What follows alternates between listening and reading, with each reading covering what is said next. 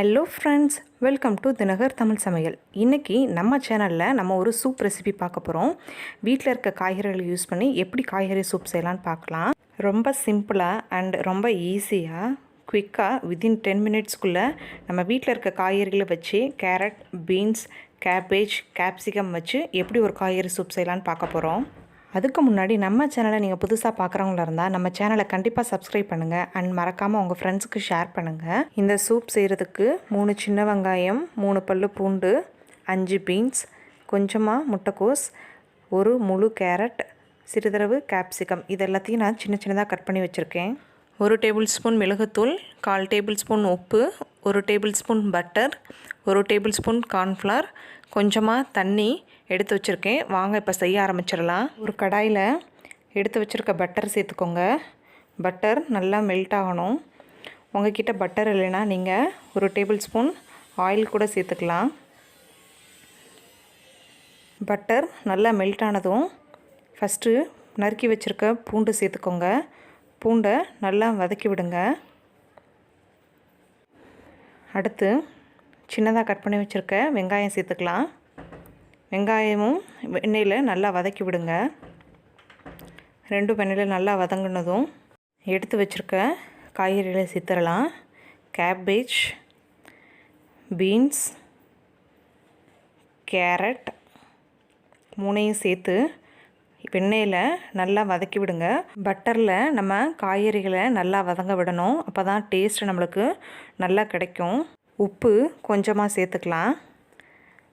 தேவையான அளவுக்கு உப்பு சேர்த்துக்கோங்க. ஃபைனலாக டேஸ்ட் பண்ணி பார்த்துட்டு அகைன் வேணுன்னா கொஞ்சம் சேர்த்துக்கோங்க. இப்போ உப்பு சேர்த்ததும் கொஞ்சம் மிக்ஸ் பண்ணி விடுங்க.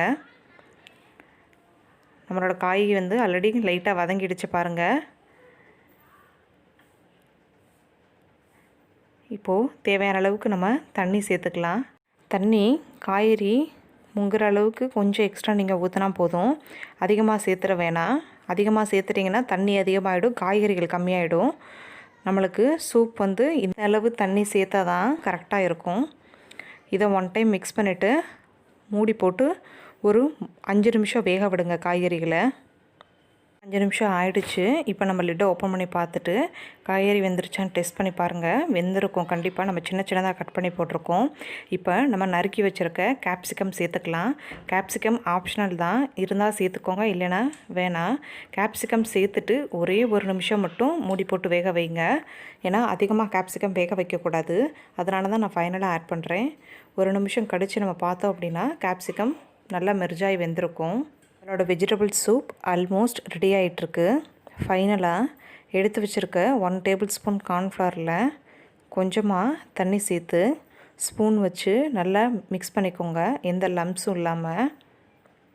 இதை பாயில் ஆகிட்டுருக்க சூப் கூட ஆட் பண்ணிடலாம். கார்ன்ஃப்ளவர் ஏன் சேர்க்குறோம் அப்படின்னா வெஜிடபிள் சூப்புக்கு திக்னஸ் கொடுக்குறதுக்காக கார்ன்ஃப்ளவர் சேர்க்குறோம். நீங்கள் அதிகமாக சேர்த்துட்டிங்கன்னா சூப் ரொம்ப திக்காகிடும். ஸோ நம்மளுக்கு வாட்டரி கன்சிஸ்டன்சி கம்மியாகிடும். ஸோ நீங்கள் கம்மியாகவே சேர்த்துக்கோங்க. அப்போ தான் சூப் எடுத்து குடிக்கிறதுக்கு நல்லாயிருக்கும். 1 நிமிஷம் க்ளோஸ் பண்ணி வச்சுருங்க. 1 நிமிஷத்துக்கு அப்புறம் பார்த்தோம் அப்படின்னா நம்மளோட வெஜிடபிள் சூப் ரெடி ஆகிடுச்சு. ஃபைனலாக ஸ்டவ் ஆஃப் பண்ணிவிட்டு எடுத்து வச்சுருக்க 1 டேபிள் ஸ்பூன் பெப்பர் பவுடரை நம்ம மேலே தூவி விட்டுக்கலாம். ஹெல்த்தியான, ரொம்ப ஈஸியான, அதுவும் ரொம்ப டேஸ்டியான வெஜிடபிள் சூப் நம்ம வீட்டிலையே ரெடி ஆகிடுச்சு. பாருங்கள், கன்சிஸ்டன்சி ரொம்ப அருமையாக வந்திருக்கு. நீங்களும் உங்கள் வீட்டில் கண்டிப்பாக செஞ்சு பாருங்கள். ஹோட்டல் போனோம் அப்படின்னா எடுத்த உடனே ஸ்டார்டர் ரெசிப்பியாக நம்ம வெஜிடபிள் சூப் தான் ஆர்டர் பண்ணுவோம். இனி நம்ம வீட்டிலேயே இந்த சூப் செய்யலாம். குழந்தைங்களுக்கு ரொம்ப பிடித்தமானது. குழந்தைங்களுக்கு கொடுக்கும்போது பெப்பர் பவுடர் மட்டும் கொஞ்சம் கம்மி பண்ணிக்கோங்க. அவ்வளோதான், ரொம்ப காரமாகவும் இருக்காது. இந்த சூப் நீங்களும் உங்கள் வீட்டில் செஞ்சு பார்த்துட்டு கண்டிப்பாக கமெண்ட் பாக்ஸில் கமெண்ட் பண்ணுங்கள். தேங்க்யூ.